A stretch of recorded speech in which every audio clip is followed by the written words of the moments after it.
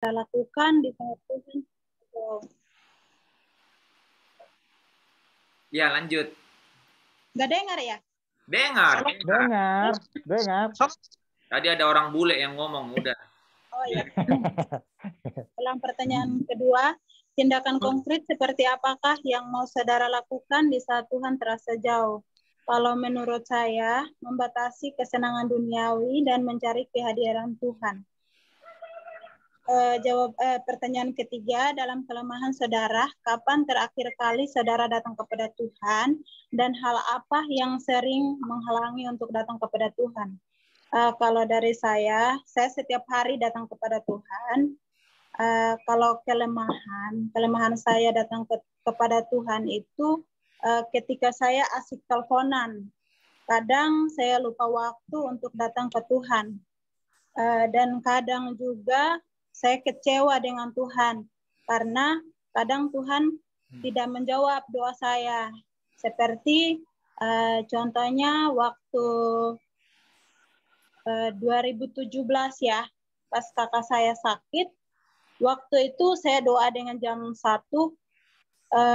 mereka telepon jam 1, itu saya dapat telepon jam 12, tapi saya pas ketiduran, jadi saya nggak lihat. Nah, jam 1 itu saya bangun, saya telepon balik, katanya sakit.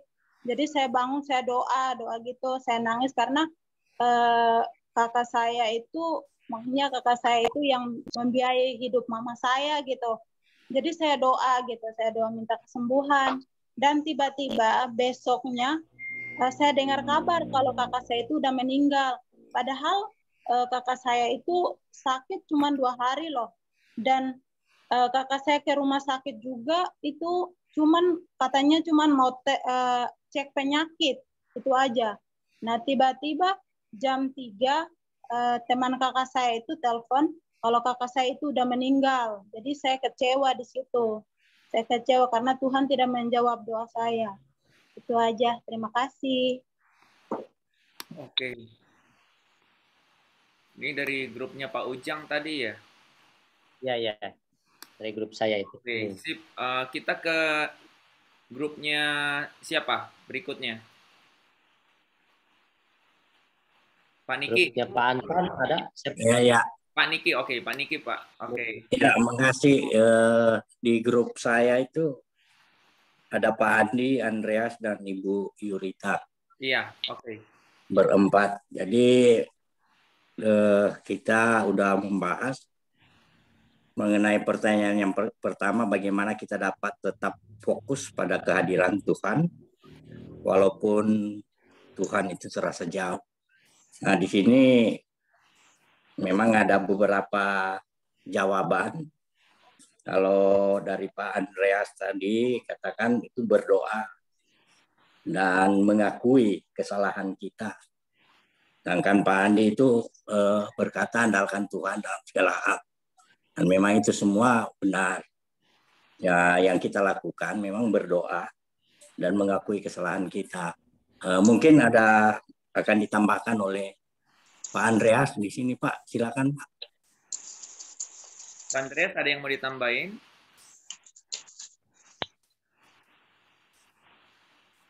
Oke, nggak ada. Nggak ada nih. Oke, lanjut yang kedua. Tindakan konkret apa? Tindakan konkret seperti apa yang kita lakukan saat Tuhan terasa jauh? Nah, di sini kita jawab dengan mengingat janji Tuhan. Karena janji Tuhan itu dalam firman Tuhan berkata, iman timbul daripada pendengaran. Ini juga dijawab oleh Pak Andreas, sedangkan dari Ibu Yurita, tindakan konkret dia sharing dengan ibu rohaninya dan memberitahukan apa yang sementara dialami. Saya minta juga ini dijawab oleh atau ditambahkan oleh Ibu Yurita. Silakan Ibu Yurita.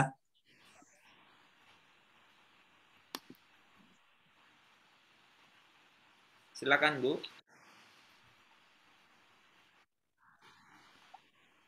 Nah, Shalom. Iya, kalau saya tindakannya biasanya kan sulit itu pada saat kita ngadapin masalah ya. Untuk membangkitkan untuk berdoa aja sulit gitu kadang-kadang. Jadi dengar musik terus sambil telepon ke Ibu Rani saya biasanya sharing. Ini gimana nih berdoa aja susah, mau ini aja susah gitu. Biasanya saya agak begitu. Emang kamu punya permasalahan apa? Nah, seperti itu kan. Terus ini begini. Saya juga terus kita sambil merenung apa yang kita jalani, ada yang salah atau ada yang bagaimana, nanti dari situ Kakak Rohani, Ibu Rohani kasih masukan, kamu kemarin salahnya begini. Ini ada firmannya. Nah, di situ diingatkan lagi. Di situ mulai kita berdoa bersama. Setelah berdoa bersama, usahakan terus kita dekat dengan Tuhan seperti itu. Saya biasanya sharing seperti itu. Oh, oke. Oke. Oke. Terus Pak, lanjut. Ya, yang ketiga, dalam kelemahan kita, kapan terakhir kali kita datang kepada Tuhan dan hal apa yang sering menghalangi kita untuk datang kepada Tuhan. Ya, tidak ada sih yang terakhir kali kita datang kepada Tuhan.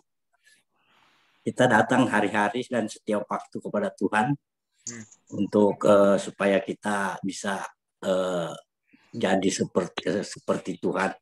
Karena kita diciptakan serupa dan segambar dengan Tuhan. Yang menjadi kendala cuman di sini ada kalanya karena terlalu capek kerja sehingga konsekuensi waktu kita lupa, dan juga karena selalu malas. Perkara malas juga ada kalanya susah untuk kita lawan, dan kami yakin dengan selalu mengandalkan Tuhan tentunya iman kita akan tumbuh dan mungkin malas itu akan hilang dari kita. Itu sih Pak dari kami. Terima kasih. Oke. Silakan sekarang Angela bisa?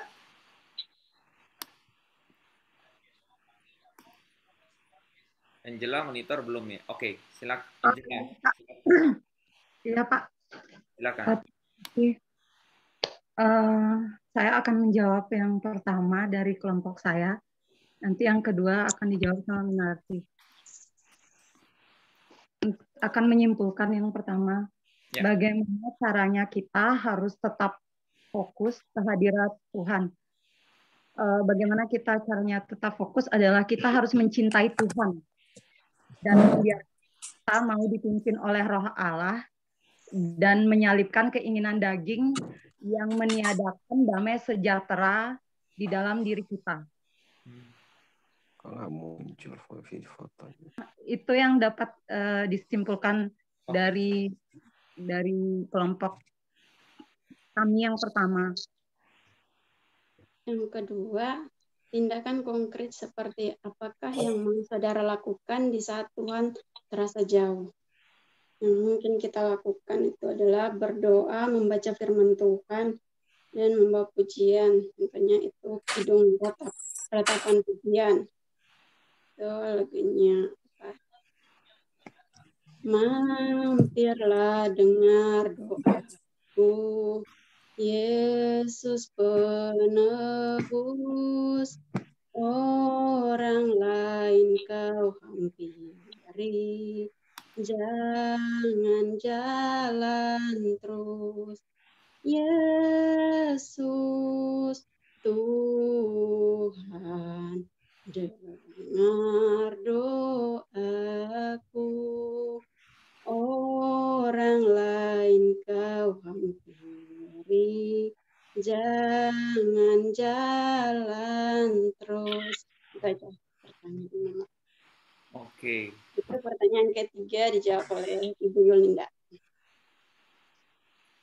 Ya, dalam kelemahan saudara, kapan terakhir kali saudara datang kepada Tuhan dan hal apa yang sering menghalangi untuk kita datang kepada Tuhan? Dari kesimpulan yang kami bahas tadi, yang menghalangi kami datang kepada Tuhan itu karena kurang pengharapan atau ada rasa putus asa, mungkin kita mengalami masalah atau berbagai macam penyakit, tapi tidak kunjung sembuh. Di situ mungkin kita merasa iman kita menjadi luntur. Kenapa tidak kunjung sembuh? Akhirnya rasa percaya kepada Tuhan itu berkurang. Ada juga yang menjawab karena cinta diri, mencari rasa aman mungkin di dunia di dalam bekerja ya, mungkin merasa cari aman supaya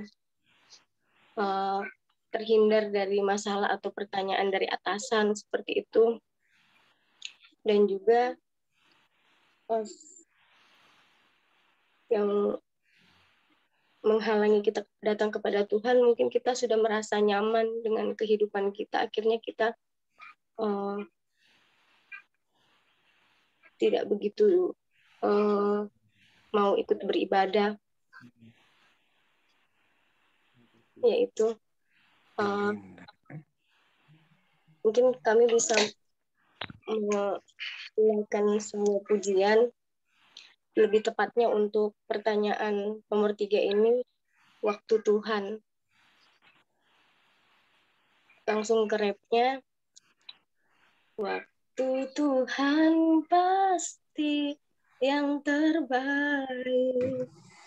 Walau kadang tak mudah dimengerti, lewati cobaan, tetap percaya waktu Tuhan pasti yang terbaik. Oh ya.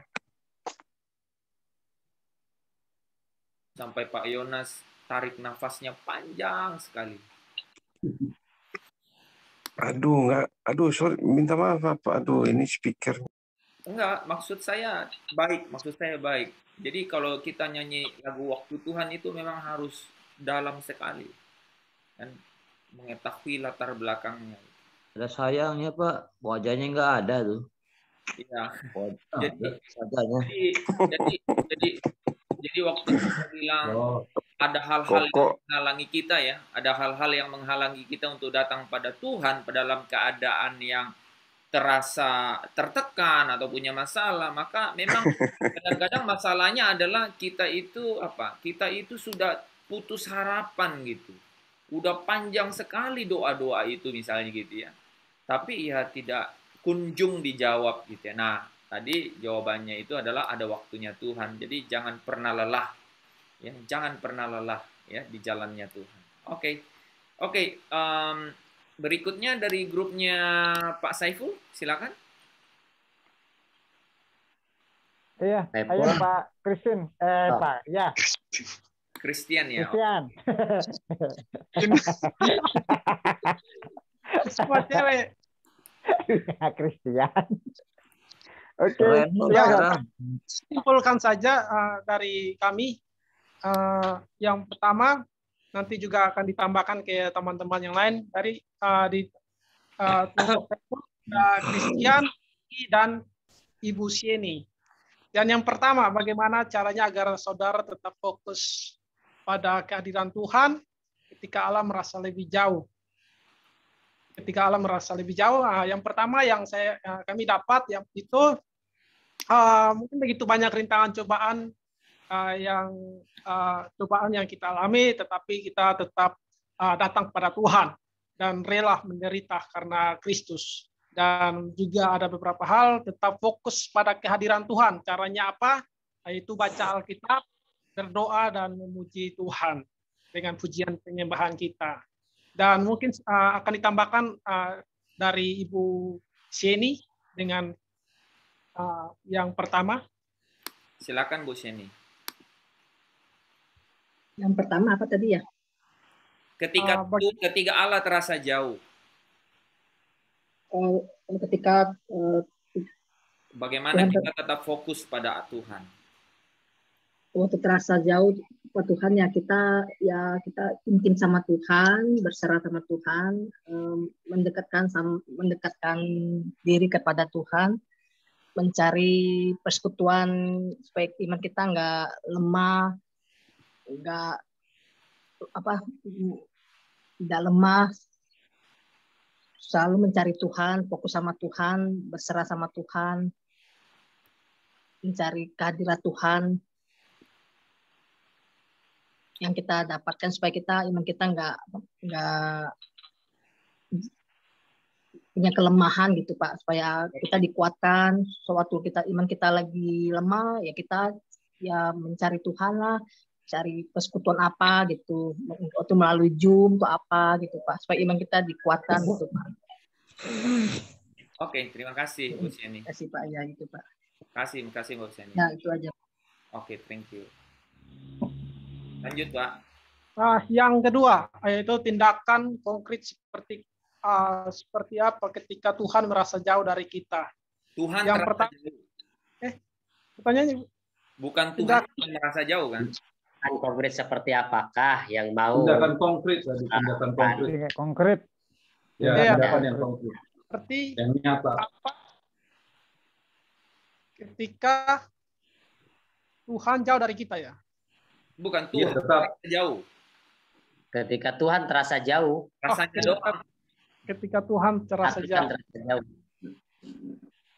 Yang pertama, yang tadi kami dapat dalam pembahasan kami yaitu yang pertama jangan sampai terbawa arus. Mungkin terbawa arus dengan hal-hal penawaran penawaran dunia, dan juga yang bagian selanjutnya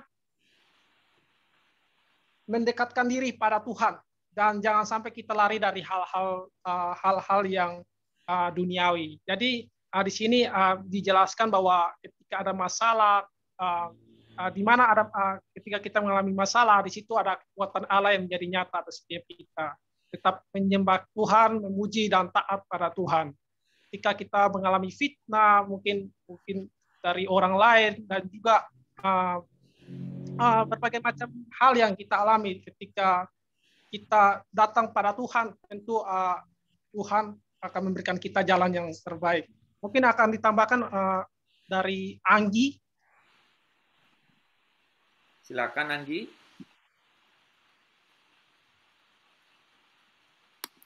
Anggi silakan.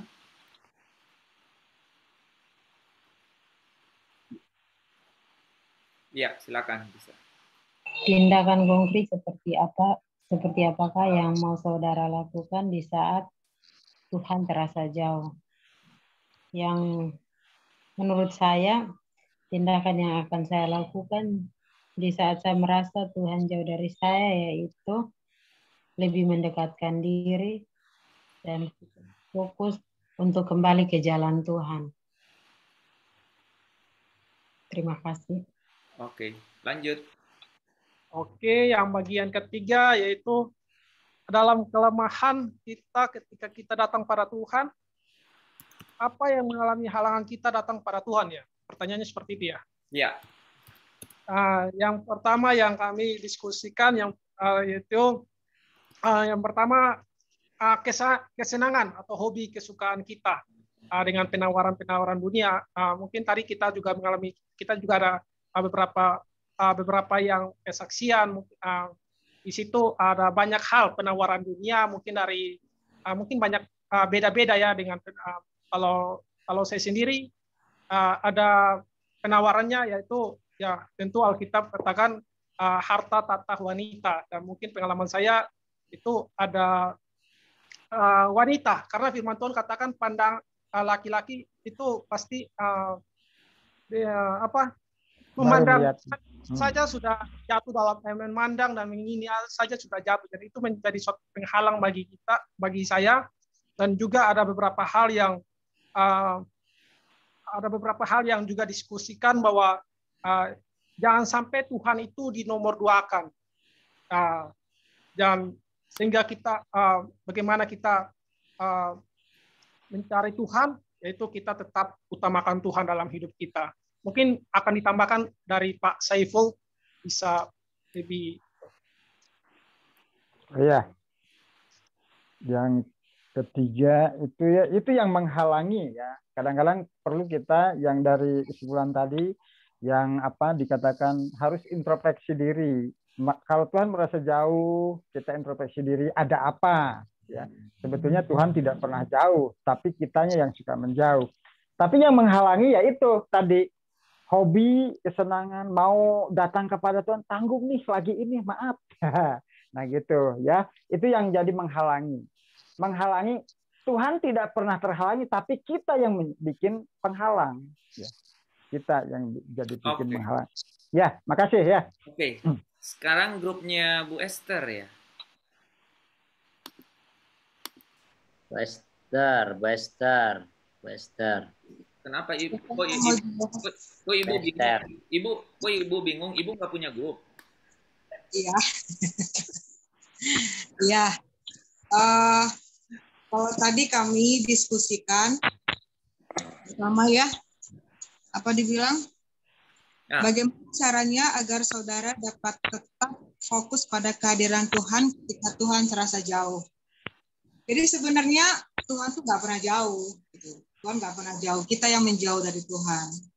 Kita menjauh dari Tuhan tuh mungkin karena dosa, karena kerapuan, itu membuat kita jauh dari Tuhan. Jadi kita ada contoh gitu ya. Seperti seorang anak sekolah sedang menghadapi ujian. Pada waktu dia sedang menghadapi ujian, gurunya nggak akan mungkin ngajarin dia di situ, gurunya nggak akan mungkin ngomong di situ, gurunya juga nggak akan mungkin deket-deket dengan anak yang sedang ujian. Anak itu akan dibiarkan sendiri gitu. Itulah mungkin situasi yang kita alami ketika kita sedang menghadapi ujian. Seperti itu. Nah kemudian tindakan konkretnya ya baca firman, doa, pujian penyembahan. Tadi kami sama-sama katakan kita lakukan hal seperti itu. Nah, cuman ada yang tadi kita bahas, bagaimana situasi itu terjadi, keadaan seperti itu terjadi, walaupun mungkin bukan karena dosa, atau mungkin bukan karena situasi apapun, misalnya, tapi kita alami hal-hal seperti itu mungkin artinya gini loh, artinya Tuhan punya rencana untuk hidup kita. Artinya Tuhan punya satu tujuan dari situasi hidup yang kita alami seperti itu. Dan yang terakhir, dan ada juga bagian yang penting di sini dikatakan bahwa ketika kita menghadapi situasi seperti itu, reaksi kita menentukan. Ya. Reaksi kita tuh menentukan seperti apa gitu loh, pengertian kita akan Tuhan, seperti apa kedekatan kita, seperti apa pengenalan kita akan Tuhan. Dan ketika reaksi itu kita bisa reaksi kita tuh ya, ketika kita bisa evaluasi, kita mungkin akan banyak bisa memperbaiki sikap kita. Terus yang terakhir, menghalangi kita datang pada Tuhan. Yang pertama adalah keraguan-raguan. Keraguan, Tuhan bisa tolong kita nggak? Gitu. Seperti itu. Ada kali Pak Daniel mau nambahin atau Gabriela mau nambahin? Gabriel. Silakan Gabriel. Pak Anton tuh. Oh, Pak Anton ada. Anton.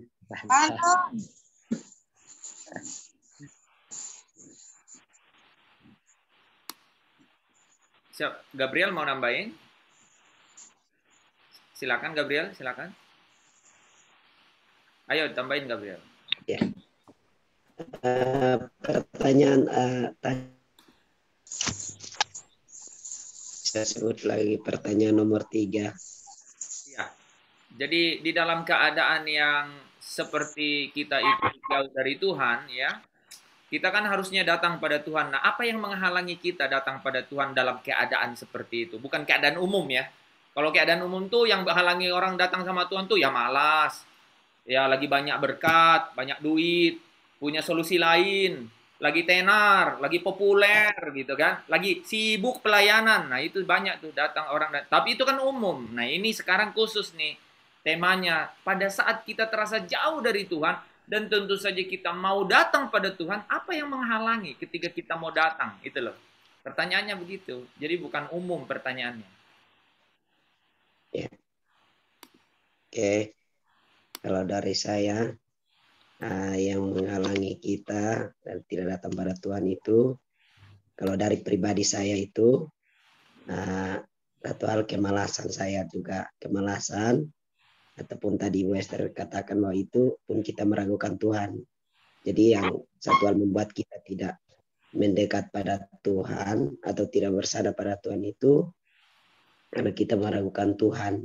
Mungkin kita juga berdoa atau apapun, tetapi Tuhan tidak menjawab kita, makanya membuat kita menjauh. Jadi sebenarnya bukan Tuhan itu yang menjauh daripada kita, tetapi kita yang menjauh dari Tuhan karena salah satu mungkin karena kita berdoa tidak dijawab, ataupun dalam kondisi kita di saat ada masalah kita berseru tapi Tuhan tidak mendengarkan doa kita.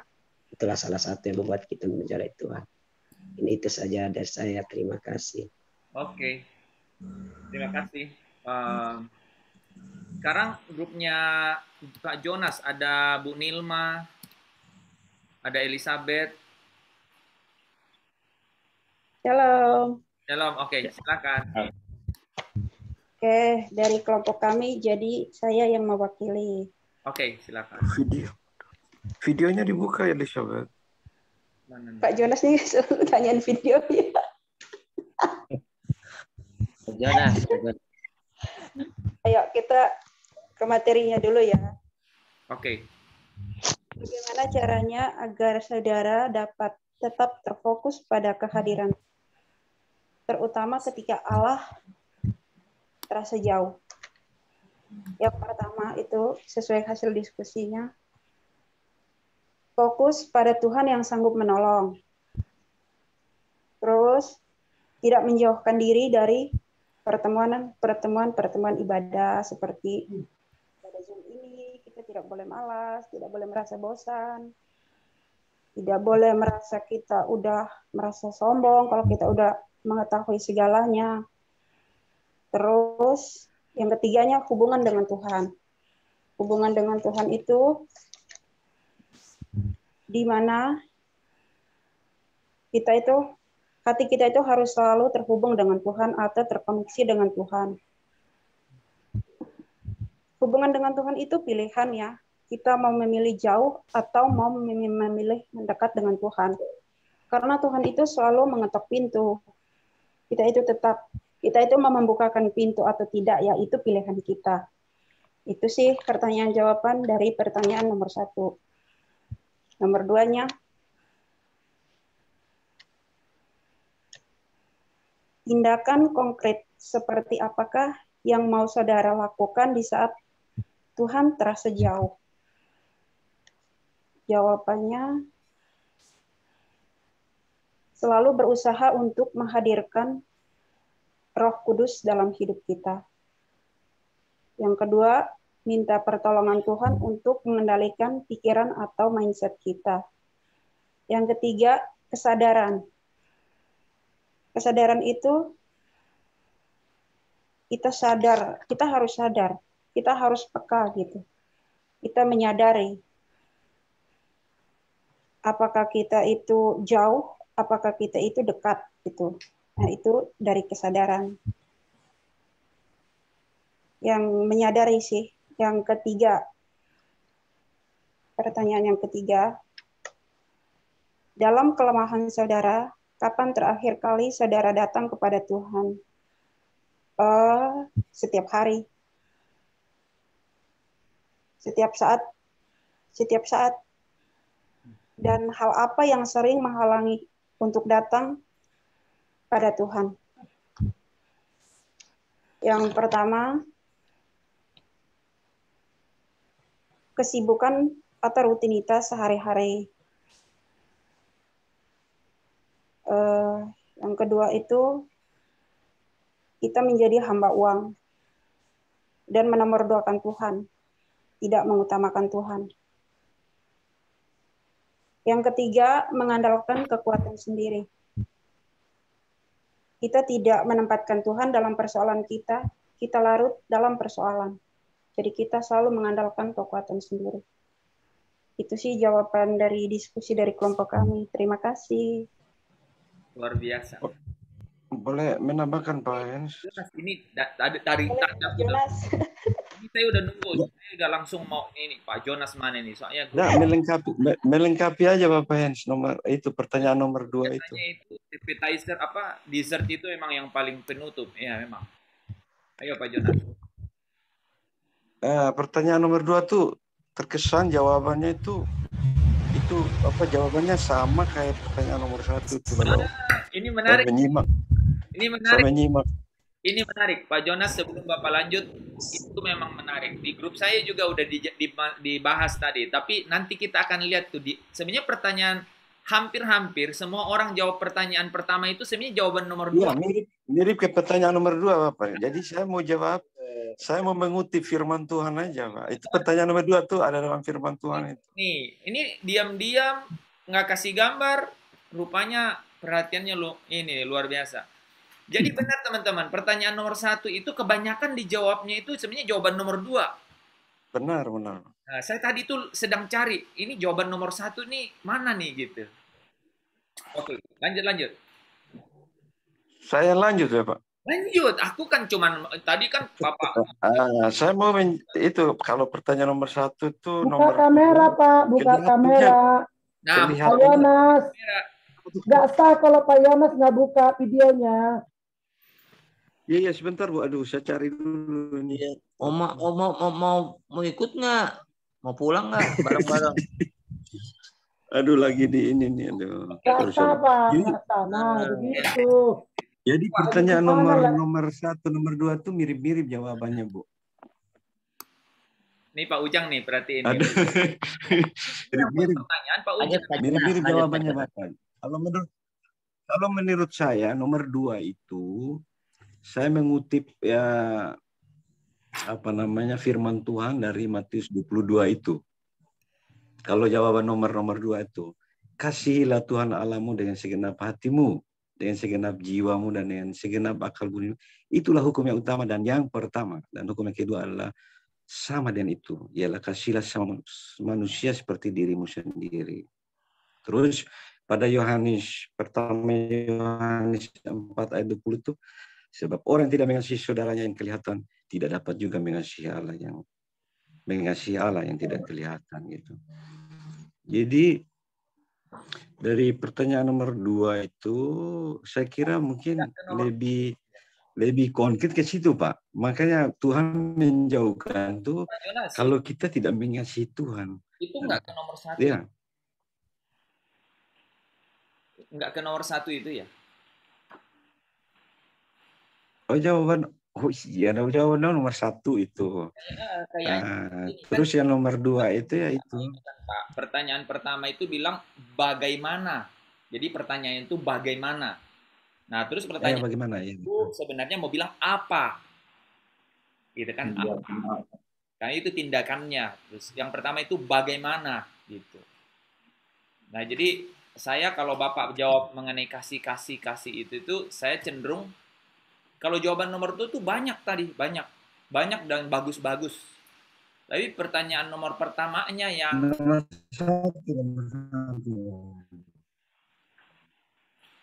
kenapa Pak?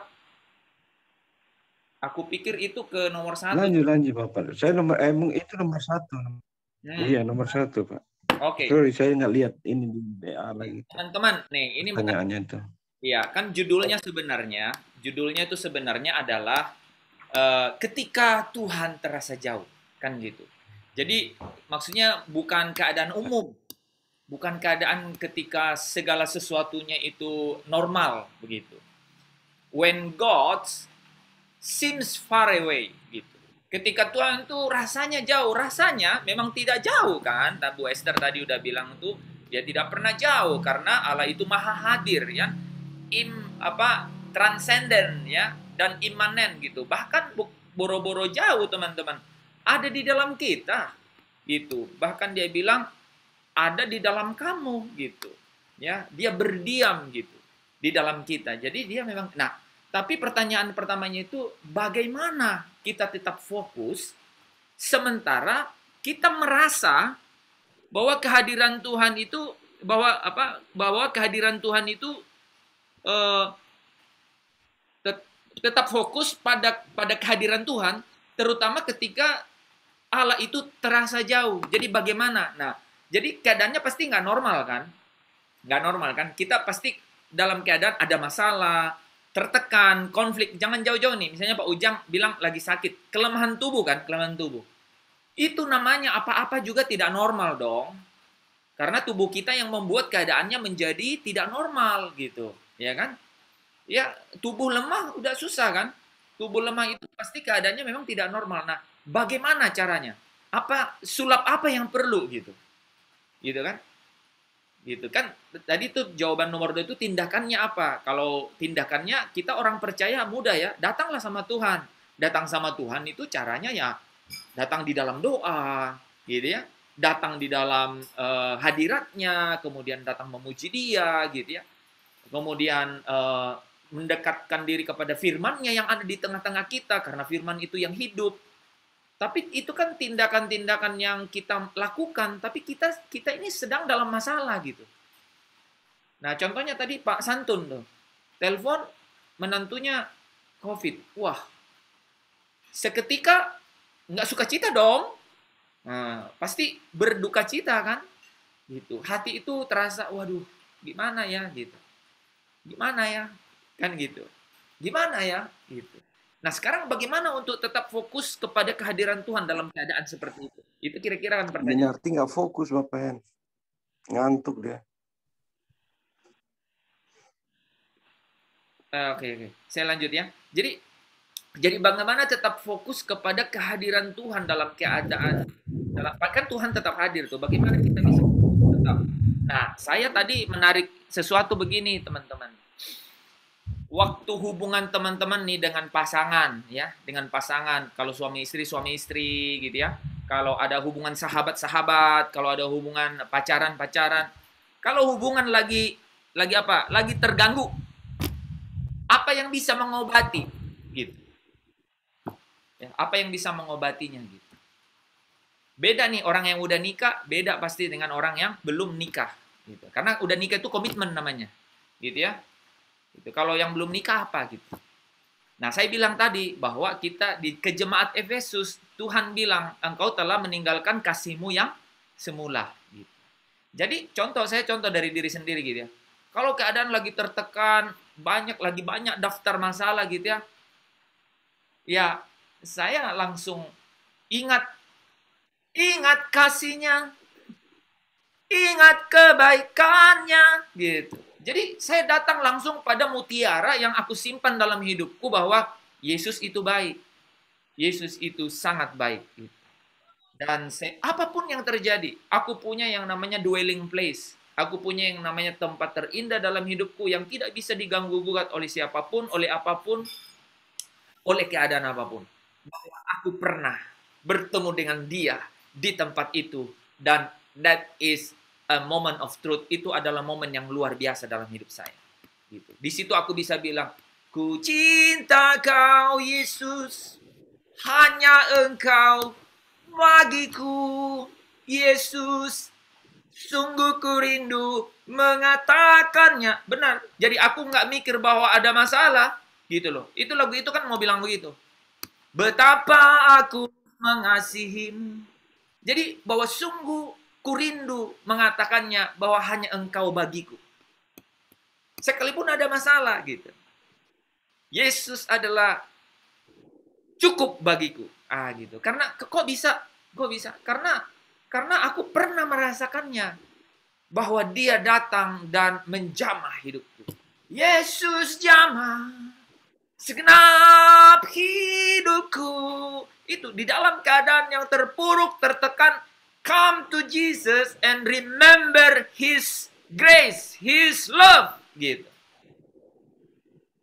Dia jamah segenap hidupku, Dia beri damai di hatiku. Semua telah berubah dan aku tahu Yesus jamaku jadi baru. So, kalau saya ya teman-teman mau simpulkan pertanyaan pertama itu bagaimana bisa fokus dalam keadaan yang susah fokus? Kan pertanyaannya mau ngomong begitu, ya kan? Bagaimana bisa fokus ke Tuhan ketika keadaannya tidak bisa fokus gitu. Artinya masalah banyak gitu. Ya ingatlah cintanya kepada saudara dan saya. Itu menggetarkan kan gitu. Artinya memang itu cukup. Dan pasti saudara akan merasakan tiba-tiba ketemu oase di tengah padang gurun. Ketemu sumber mata air di tengah kekeringan. Gitu. Itu dia. Dunia tidak bisa kasih itu loh. Agama tidak bisa kasih itu. Agama Kristen juga nggak bisa kasih itu. Hanya Jesus yang bisa kasih itu. Jesus only can offer. Hanya Yesus yang bisa memberikan. Percayalah. Gitu. Di dalam keadaan apapun itu situasi. Jadi jawaban nomor 1 itu singkat. Singkat. Bagaimana saudara tetap fokus dalam keadaan yang tidak bisa fokus? Ingat cintanya pada saudara dan saya. Dia tinggalkan sorga dan dia datang berdiam dalam hati. Ke orang-orang yang harusnya dilaknat tidak layak. Ada seorang hamba Tuhan yang bilang, karoseri yang hancur kayak saya ini, Tuhan mau turun dari singgasana mulia, datang dan diam di dalamnya. Oh itu luar biasa. Aku bilang, wow ya benar. Betul, betul, dan betul. Karoseri berantakan kayak kita ini saudara. Allah yang mulia datang dan tinggal di dalam kita. Itu cukup untuk bilang, aku tetap bisa fokus padamu Tuhan. Di dalam keadaan apapun. Amin. Ada amin. Amin. Amin. Amin. Haleluya. There is the Yesus berkuasa. itu power from heaven. Itu adalah kekuatan dari surga, saudara. Ya. Nah, dalam keadaan apapun. Karena orang yang lagi dalam masalah nggak punya banyak kekuatan. Darah Yesus berkuasa. Betul tuh. Nah, jadi ingat cintanya, darah Yesus, penebusannya. Kita tidak bisa lari dari salib gitu. Salib itu terlihat kasihnya yang nyata itu. Nah, di situ kita bisa berhenti sejenak dan bilang, Tuhan, betul, Engkau cukup bagiku. Engkau cukup bagiku. Karena keluar sedikit, saudara bisa bilang, aku kurang Tuhan, karena aku punya masalah. Gitu. Tapi kalau saudara menyempitkan diri dan hanya tinggal saudara dan salib, di sanalah cinta dan kasih itu berlimpah-limpah dan tidak terbatas. Nah, di sanalah kau temukan bisa lihat kehadirannya di tengah-tengah kegelapan itu. Oke? Di dalam keadaan sakit tubuh, sakit jasmani ini sebenarnya paling susah sebenarnya. Ekonomi itu masih bisa nelpon sana sini. Coba tuh, angkat-angkat kaki nelpon. Halo kau di mana? Punya uang kau bisa transfer sedikit? Bisa. Mau ngomong. Tapi coba sakit tuh, badan sakit saudara. Telepon aja nggak bisa, angkat telepon jauh sedikit nggak bisa ngambil. Coba, mau ngapain? Mau ngapain coba? Itu sebenarnya sakit fisik yang paling masalah itu. Nah, lari pada cintanya. Datang sama salib itu dan lihat cintanya Yesus di salib itu. Darahnya itu tercurah bagiku dan bagimu. Oke, menurut saya itu jawaban pertama. Bagaimana bisa? Hanya satu. Dan dunia tidak bisa beri itu. Dunia tidak bisa. Karena dunia tak punya itu. Oke? Ya, oke, itu pertanyaan nomor 1. Yang nomor 2, baru tindakan. Bagaimana kita datang? Tadi di grup kita itu bilang, boro-boro ya, kalau punya masalah kan pegang Alkitab tuh berat sekali gitu. Memang Alkitabnya udah gede, berat gitu ya. Tapi kan gimana? Terus mau memuji Tuhan dalam keadaan kamu lemah, gimana? Saya bilang tadi ke Minarti, oke, bawa nyanyian ratapan. Nah, sekarang teman-teman tahu fungsinya nyanyian ratapan. Bisa datang pada Tuhan. Saya ingat cuma satu tadi, mungkin Bu Nur, Bu Esther bisa ingat yang lain gitu ya. Saya bilang, ada kan lagu itu. Mampirlah dengar doaku, Yesus penebus. Orang lain kau hampiri, jangan jalan terus. Oke, kita udah masuk ke kemanusiaan kita tuh. Tadi kita nyampe di roh doang, bilang Yesus di salibnya, aku menerima cintanya. Kan gitu. Sekarang keluar sedikit demi sedikit, berani gitu, berani keluar gitu. Dengan kekuatan itu, dengan kekuatan cinta itu keluar. Nah, kita berdoa dengan akal pikiran kita sekarang. Gitu. Kita bilang, Tuhan, orang lain kau tolong, kenapa saya tidak? Ya? Orang lain kau tolong, kenapa saya tidak? Kan gitu. Terus berdoa, menyanyi, berdoa. Di dalam nyanyian ada doa, di dalam doa ada nyanyian. Wah, keren itu. Dan di dalam doa ada nyanyian, dalam nyanyian ada doa. Firman diberitakan di dalam doa. Waktu firman itu berkata, aku setia walaupun engkau tidak setia. Kan gitu. Ya kan? Allahmu adalah Allah yang mengendalikan segala sesuatu. Maka firman itu menguat. Ya itu tadi siapa? Yang katakan bahwa ya firman itu ketika kita dengar Pak Niki ya. Kita dengar firman itu, maka firman itu benar membangkitkan iman itu. Wah, cinta, kasih itu kemudian ditopang oleh iman itu. Nah, iman bekerja di mana? Tidak di dalam roh, iman bekerja di dalam pikiran dan perasaan. Namanya jiwa. Gitu namanya jiwa. Makanya ada 1 Petrus 1 ayat 9, engkau telah mencapai tujuan imanmu, yaitu keselamatan jiwamu. Jadi jiwa kita ini mainannya iman. Nah, caranya gimana? Firman dimasukin supaya imannya bangkit. Gitu. Tapi kan di awal kan susah, teman-teman.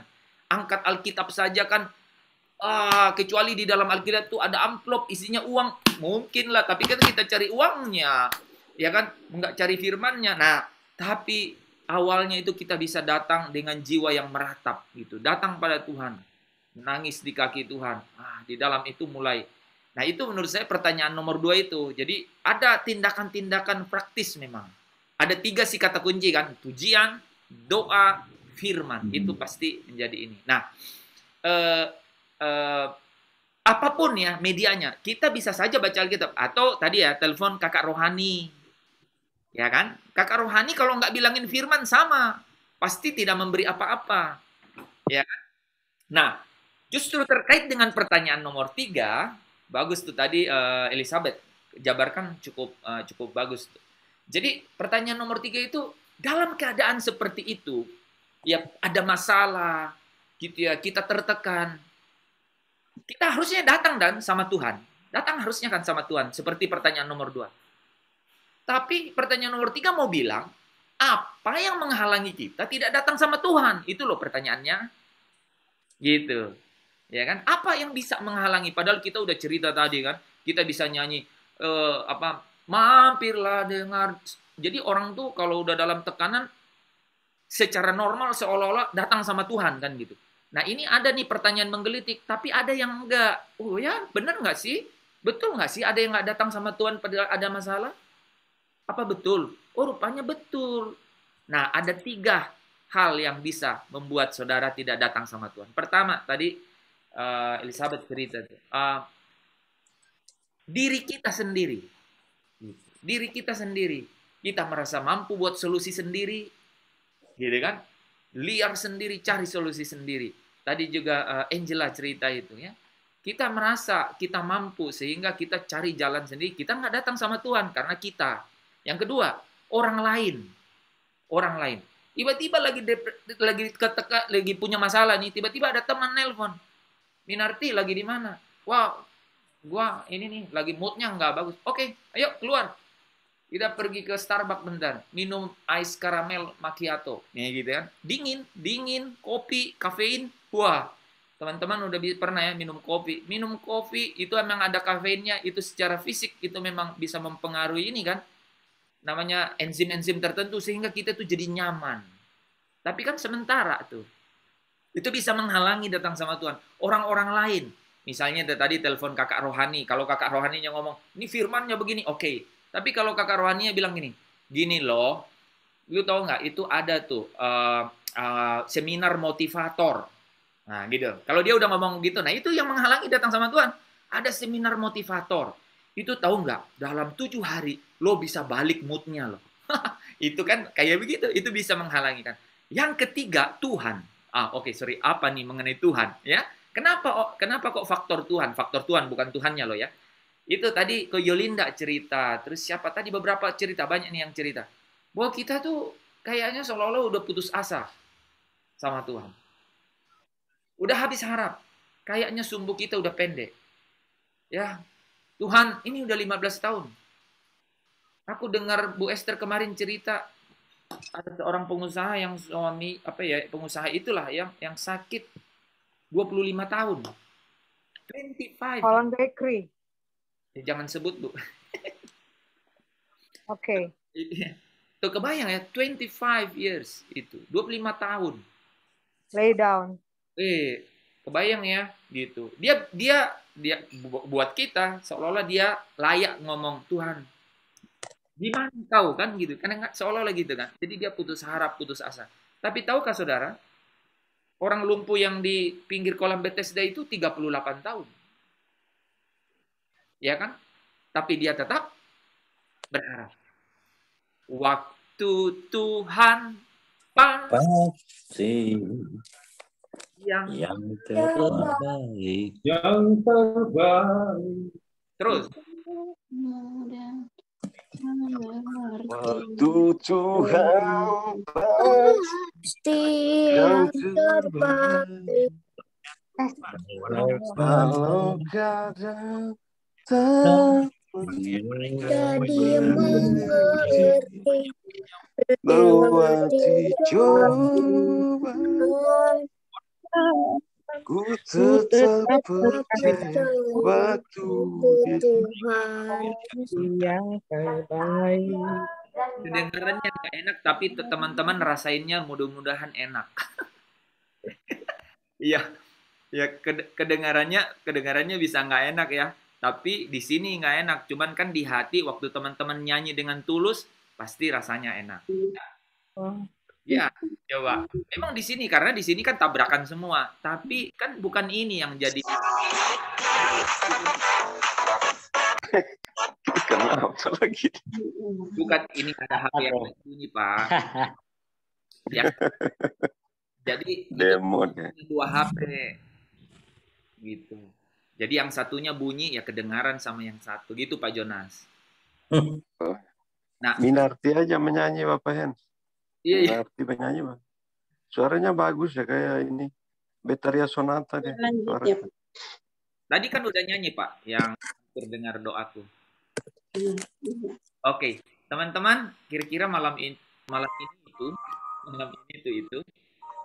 yang kita bahas ya. Tuh diputarin sama Pak. Dan bentar ya badannya. Oke, nah kira-kira itu ya yang kita bahas malam hari ini. Sederhana, terima kasih Pak Ujang yang memberikan topik ini. Topik ini dalam kehidupan kita itu sangat realitas hidup. Ya, sangat realistis dalam hidup kita. Ini adalah realitas hidup gitu. Kita tidak luput dari masalah. Dan pada saat masalah itu ada, kita merasa Tuhan itu jauh. Gitu. Nah, bagaimana kita fokus? Satu jawaban. Datang pada salib, ingat cintanya, dan jangan pernah keluar sedikit pun dari situ. Hanya fokus pada salib. Ingat cintanya, ingat darahnya yang bercurah. Di situ dulu, di situ ya, fokus ya, gitu, di situ dulu. Nah, itu bagaimana kita menanggulangi seperti apa namanya itu kalau emergency. Nah, emergensinya begitu. Darurat. Cari cintanya Tuhan itu di situ.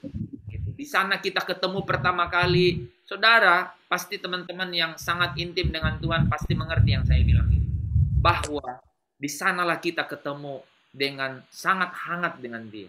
Gitu, oke? Nah, baru keluar sedikit-sedikit dengan ya tentu melalui jiwa, dan jiwa itu perasaan dan pikiran. Ungkapkan rasamu gitu. Tuhan mampirlah dengar doaku. Coba Bu Esther, Bu Nur itu apa nyanyian lain itu? Bagaimana? Ya, Bu Esther menyanyi dulu, Esther. Meratap sama Tuhan kan? Di situ karena kita nggak boleh bohong sama diri sendiri. Emang lagi sedih, memang lagi nangis aja, sedih aja. Kan ada masalah kan? Bu Esther lagi megang gitar nih, nyanyi dulu lah. Iya, nanti dia siapkan dulu ya. Saya habiskan dulu nih ya. Kita simpulkan ya. Kita datang sama Tuhan tuh, datang sama Tuhan. Dan ingat ya, ada pujian, ada penyembahan, kemudian ada firman yang membuat kita apa? Untuk benar-benar bisa apa ditopang dengan iman kita itu ya. Karena di situ kita menjadi kuat kan. Itulah kenapa kenapa Daud bilang, sekalipun aku dalam lembah gelap, ku tak gentar, sebab kau di sisiku. Sekalipun badai topan datang menerpa, ku tak gentar, sebab kau di sisiku. Nah, aku percaya sedikit demi sedikit bangkit. Berkat-Mu atasku melimpah. Amin. Kebajikan, kemurahan selalu mengikutiku. Ku puji, ku sembah Kau Yesus. Nah, terima kasih. Wow. Ini mesti duet sama Ibu Mbak Esther, bagus. Terima kasih. Mantap, suaranya Pak Jonas ini. Ya, nah teman-teman, apa sih itu? Bukan sekedar lagu loh teman-teman. Di dalamnya firman Tuhan yang hidup. Jadi linknya adalah kebenaran, dan kebenaran itu apa katanya? Membangkitkan iman. Nah, iman itulah yang bertahan di dalam pikiran dan perasaan. Saudara nggak ada senjata lain di dalam pikiran dan perasaan. Hanya iman, dan iman itu bangkit dari firman. Kau bisa bilang, aku boleh hari ini tenggelam, aku boleh hari ini di dalam gelap, tapi aku tahu Allahku yang hidup pasti membawa aku ke dalam terang, dan kegelapan itu tidak menguasainya. Kan? Amin. Bilang begitu kan? Gitu. Kalau kita larut dalam masalah, maka kita mati dari masalah itu. Itu larut dalam beban, pasti kita habis dengan beban itu. Iya. Ya ada hanya Yesus saja. Amin. Tidak ada lain, Pak. Yesus Kristus saja yang bisa menolong. Haleluya. Haleluya. Haleluya. Ya, hanya Yesus, hanya Yesus. Oke. Nah, terakhir saudara ya, bahwa ada banyak hal yang hati-hati yang merintangi kita datang dengan apa yang kita sudah diskusiin di nomor 1, nomor 2 itu. Yaitu apa? Ada orang lain, itu bisa teman, bisa saudara, dengan cara-cara dunia gitu ya. Yang kedua adalah apa? Diri kita sendiri. Kita pikir kita mampu, kita dengan cara sendiri gitu kan. Yang terakhir, memang mengenai Tuhan, tapi kita kadang-kadang mau datang tapi Tuhan, kan ini udah 25 tahun Tuhan. Ingat, orang lumpuh yang di Bethesda itu 38 tahun, ya. Dan dia tetap berharap kepada kesembuhan gitu ya. Dia tetap berharap pada kesembuhannya sehingga dia bisa datang kepada Yesus dan Yesus menyembuhkannya, memulihkannya. Oke? Haleluya. Terima kasih Bapak Ibu. Kita tutup dulu ya, baru kita ngobrol yang panjang ya. Oke? Puji Tuhan. Kami mengucap syukur malam hari ini. Kami percaya Engkau hadir di tengah-tengah kami. Aku tahu itu karena Rohku berkata, Engkau sungguh hadir memberikan cintamu, kasihmu, dan kekuatan yang begitu berkuasa, yaitu punya dinamika, memiliki dinamika di dalam kami. Kenapa saya katakan begitu Tuhan? Karena aku tahu kami kemudian tidak menjadi gelisah, tidak menjadi putus asa, tidak menjadi khawatir. Ada kekuatan-kekuatan baru yang bangkit bahwa janjimu itu ya dan amin. Dan Engkau pasti setia sampai akhir. Kami boleh gagal, kami boleh jatuh, tapi Engkau tidak pernah gagal mengenai rancangan-Mu terhadap masing-masing kami yang ada di sini. Terima kasih Bapa, kasih-Mu itu kekal sampai selama-lamanya. Dulu, hari ini, sampai selama-lamanya, Yesus itu tetap setia. Terima kasih Bapa. Haleluya. Semua pujian, segala hormat dan kemuliaan kami kembalikan kepadamu, Allah yang ajaib, Allah yang agung, Bapa yang kekal, Raja damai, Yesus yang adalah Raja di atas segala Raja, dan Tuhan di atas segala Tuhan. Yesus yang adalah sahabat kami, sahabat yang setia, yang tidak pernah tinggalkan di dalam keadaan apapun. Memang